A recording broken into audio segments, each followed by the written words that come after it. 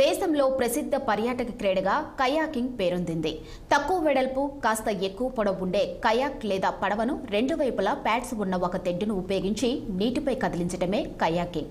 సాధారణంగా ఈ పడవపై ఒకేసారి ఒకరు లేదా ఇద్దరు వ్యక్తులు కలిసి పడవను నడిపించడమే ఈ క్రీడలోని ప్రత్యేకత. ముఖ్యంగా ఇది పర్యాటక క్రీడగా దేశంలో గుర్తింపు పొందింది. సాహస ప్రేమికులు, అడ్వెంచర్ టూరిజాన్ని ఇష్టపడేవారు ఈ కయాకింగ్ కు ఆకర్షితులవుతుంటారు. సరస్సులు లేదా పెద్ద చెరువుల్లో వినోదించడానికి ఇదో చక్కని మార్గంగా చెప్పవచ్చు. ప్రస్తుతం నగరంలోని పలు ప్రాంతాల్లో ఈ కయాకింగ్ అందుబాటులో ఉంది. దీంతో ఈ జల క్రీడను నగరవాసులు ఆస్వాదిస్తున్నారు. ఇది చాలా కాలంగా నీటి క్రీడగా ఉంటూ వస్తున్నప్పటికీ గత దశాబ్ద కాలంగా ప్రధాన పర్యాటక క్రీడగా కూడా దేశంలో ప్రసిద్ధి చెందింది.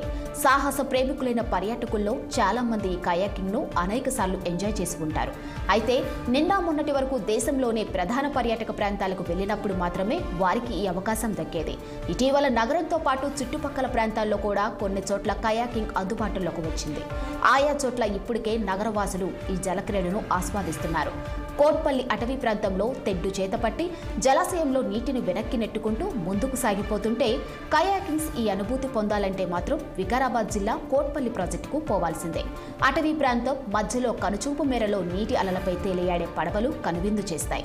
నిత్యం 300 నుంచి 400 మంది పర్యాటకులు ఇక్కడ బోటింగ్ చేస్తూ ఉంటారు. వారాంతరాలు, సెలవు రోజుల్లో ఈ సంఖ్య మరింత పెరుగుతుంది. ఇక గత 10 ఏళ్లుగా ఇక్కడ బోటింగ్ కార్యకలాపాలు నడిపిస్తున్నారు.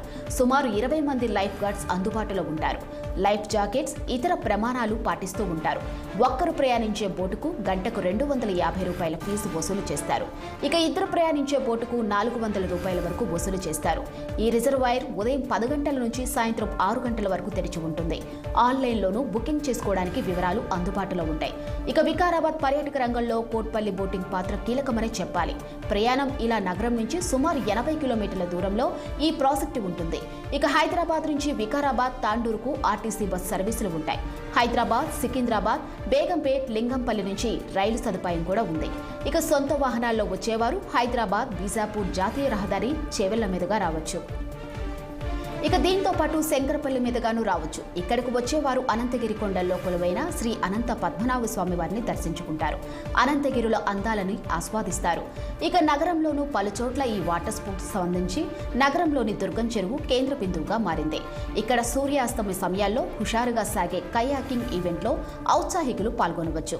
ఇక పడవలను తిప్పుతూ సరదాగా కాసేపు గడపాలనుకునే వారికి 700 రూపాయల రుసుముతో ఆ అవకాశం అందుబాటులో ఉంది. అలా కాకుండా ప్రొఫెషనల్ గా తీసుకొని సీరియస్ గా కయాకింగ్ నేర్చుకోవాలనుకుంటే కూడా ఇక్కడి వాటర్ స్కూల్లో ప్రత్యేక కోర్స్ అందుబాటులో ఉంది.